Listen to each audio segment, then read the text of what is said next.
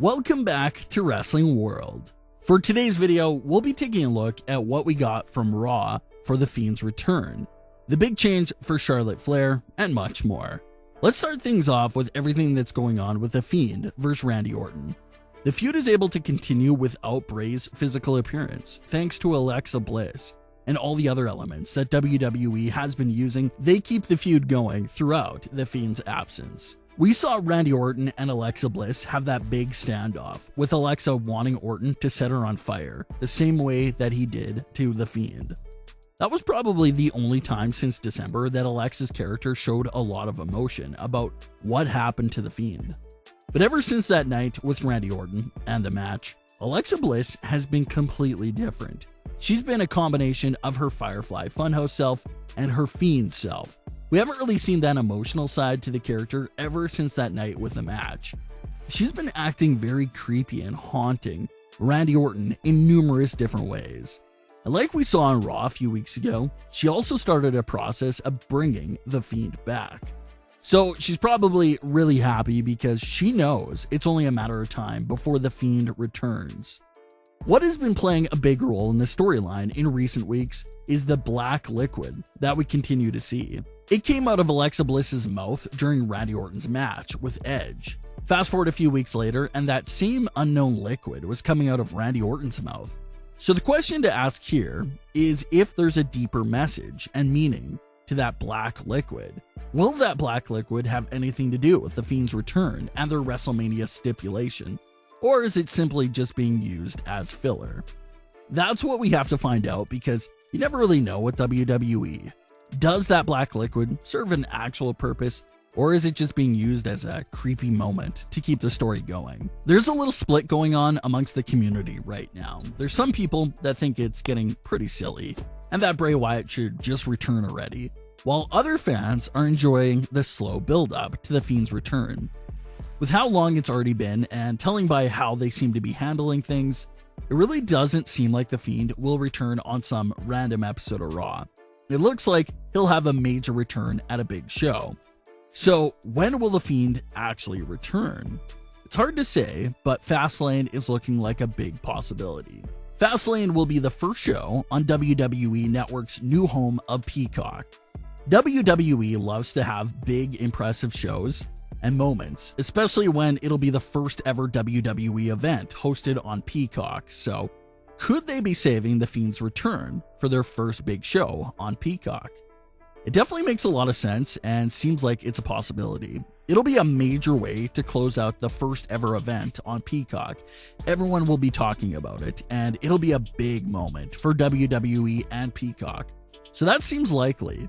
But if The Fiend still doesn't return at Fastlane, then he'll likely appear on one of Raw's leading up to WrestleMania, because there obviously won't be any more special events before WrestleMania. There's a lot of hype for the Fiend versus Randy Orton match because we'll see whatever new abilities the Fiend has, and it'll be on full display. But what are your thoughts on what's been going on with the Randy Orton versus Bray Wyatt storyline? Are you still enjoying the pace so far? Speaking of storylines making major changes, that brings us to the big change for Charlotte Flair versus Ric Flair. Prior to Lacey Evans' pregnancy, Lacey Evans and Charlotte Flair were supposed to have this big feud that was built around the idea of Ric Flair going against his daughter and being with Lacey Evans. But then we had Lacey's pregnancy announcement, and that really forced a lot of things to change. Originally, reports claimed that Lacey Evans would still be sticking around for a while to continue her feud with Charlotte Flair. But with this segment that we just saw on Raw, it looks like there could be another change to the story. Lacey Evans was nowhere to be found this week, but Charlotte Flair did have a tag team match with Asuka. But like Charlotte Flair stated herself, she was just off for the whole match. Something just wasn't right. This would lead to Charlotte Flair and Asuka losing the match to Shayna Baszler and Nia Jax. Charlotte Flair didn't have a full-blown heel-turning moment of leaving Asuka, but it did seem like Charlotte was a little bit disgusted with the result of the match and walked away from Asuka. That led us to the backstage moment with Charlotte Flair and Ric Flair. This segment was brilliant for a lot of reasons. It just felt real. It felt normal. It felt like this would be some sort of conversation that Ric Flair and Charlotte would actually have backstage. It just felt natural. It was an amazing segment for both characters involved. We had the opportunity to hear everything that was on Charlotte's mind. She explained everything she was going through and feelings ever since Ric Flair joined forces with Lacey Evans. She said that it really knocked her off her game. Ric Flair also had the opportunity to explain himself and said that he never claimed to be the father of Lacey's baby, and said that he was just working with Lacey Evans because he saw a lot of potential in her and wanted to expand his brand. Charlotte then told Ric Flair to go home. So that moment right there did seem like it was the official end to the Ric Flair and Charlotte Flair story. Lacey seems to be gone. Charlotte and Ric Flair talked out their differences, and she told him to go home. So one of the two things can happen right now. Ric Flair actually listens and goes home, or maybe he picks a new woman on the Raw roster to team up with to bother Charlotte Flair. It can go either way, but it seems like this moment was really meant to fully wrap up and end the Flair family drama for good, which is very rare to see in WWE because most of the time we don't really see proper endings to storylines. The storylines are usually just dropped out of nowhere and never mentioned again. So it was nice to see some actual closure for a storyline. Obviously, it's an anticlimactic ending, but of course, it was out of WWE's hands and wasn't something that they could control. So, what's next for Charlotte Flair? Well, it appears that we could see a breakup with Asuka happening real soon. That breakup was teased on Raw, but who's going to turn? Who's going to be the one that officially ends the tag team? It's sort of like the Sasha Banks and Bayley situation where everyone knew they were going to implode eventually, but who was going to be the one that made it happen? Everyone thought that Sasha would be the first to attack Bayley, but Bayley actually struck first because she was paranoid and feared that Sasha would strike first. That same sort of situation could apply here.